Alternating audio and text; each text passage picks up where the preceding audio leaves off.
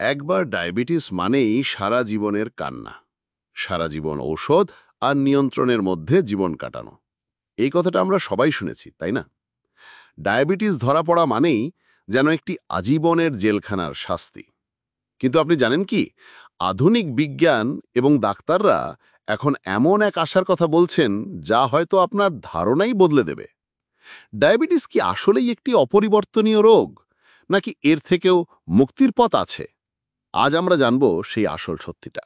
এই প্রশ্নের উত্তর জানার আগে আমাদের বুঝতে হবে ডায়াবেটিস মূলত দুই প্রকারের। টাইপ 1 ডায়াবেটিস হল একটি অটো ইমিউন রোগ, যেখানে শরীর ইনসুলিন তৈরি করাই বন্ধ করে দেয়।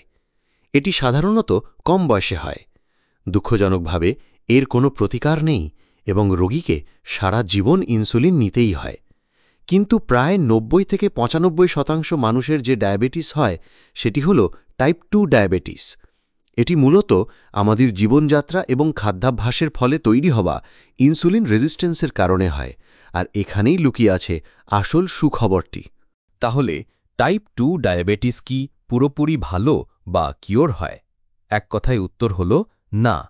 কিওর শব্দটি এখানে সঠিক নয়, কারণ এর মানে হল রোগটি এমনভাবে সেরে গেছে যে আপনি আবার আগের মতো জীবনযাপন করলেও তা ফিরে আসবে না। কিন্তু যা সম্ভব এবং যা এখন বিশ্বজুড়ে ঘটছে তা হল ডায়াবেটিসকে রিমিশন বা মুক্ত অবস্থায় নিয়ে যাওয়া। রিমিশন মানে হল আপনার ব্লাড সুগারের মাত্রা কোনো ঔষধ ছাড়াই স্বাভাবিক মানুষের মতো হয়ে যাওয়া। ভাবুন, এটি একটি ঘুমন্ত আগ্নেয়গিরির মতো। জীবনযাত্রায় পরিবর্তনের মাধ্যমে আপনি আগ্নেয়গিরিটিকে সারা জীবনের জন্য ঘুম পাড়িয়ে রাখতে পারেন। কিন্তু যদি আপনি আবার পুরনো অস্বাস্থ্যকর অভ্যেসে ফিরে যান, তবে সেই আগ্নেয়গিরি আবার জেগে উঠতে পারে। অর্থাৎ আপনি রোগটি থেকে মুক্তি পেতে পারেন, কিন্তু আপনাকে সেই স্বাস্থ্যকর অভ্যেসটি ধরে রাখতে হবে।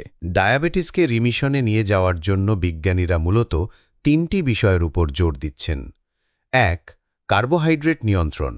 আমাদের প্রধান খাবার যেমন ভাত, রুটি, আলু এবং চিনি, এগুলো শরীরে গিয়ে সুগারে পরিণত হয়। খাদ্য তালিকা থেকে এই সাধারণ কার্বোহাইড্রেটের পরিমাণ নাটকীয়ভাবে কমানো হল প্রথম এবং সবচেয়ে গুরুত্বপূর্ণ ধাপ। এর পরিবর্তে প্লেটে প্রচুর পরিমাণে শাকসবজি, প্রোটিন যেমন মাছ, মাংস, ডিম, ডাল এবং স্বাস্থ্যকর ফ্যাট যোগ করতে হবে। 2. ওজন কমানো। গবেষণায় দেখা গেছে শরীরের ওজন প্রায় 10-15 কেজি কমালে লিভার এবং অগ্ন্যাশয়ে জমে থাকা চর্বি কমে যায়।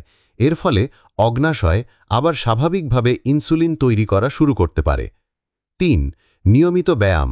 সপ্তাহে অন্তত 150 মিনিট দ্রুত হাঁটা বা যে কোনো ধরনের ব্যায়াম শরীরের ইনসুলিন সংবেদনশীলতা বাড়াতে সাহায্য করে। তবে একটি কথা মনে রাখবেন, এই পুরো প্রক্রিয়াটি অবশ্যই একজন বিশেষজ্ঞ ডাক্তার বা পুষ্টিবিদের তত্ত্বাবধানে করা উচিত।